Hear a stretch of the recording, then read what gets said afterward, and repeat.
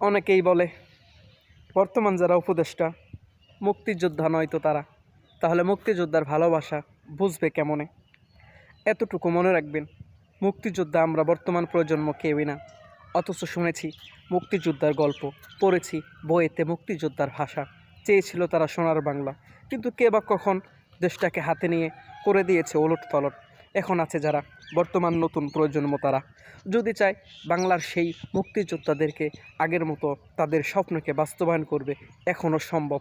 যেমন দেখবেন প্রত্যেকটা কাজেই যুবকরা কিন্তু অগ্রসর, এবং যুবকরা অনেক কিছুই পারে যদি চেষ্টা করে তারা।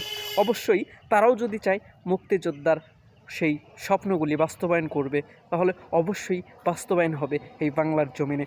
যারা আছে মুক্তিযোদ্ধা করে চলে গেছে শহীদ হয়ে, তারাও আনন্দের সহিত বলবে আমরা যেরকম চেয়েছিলাম বাংলাদেশ আজকে তেমনই হয়েছে।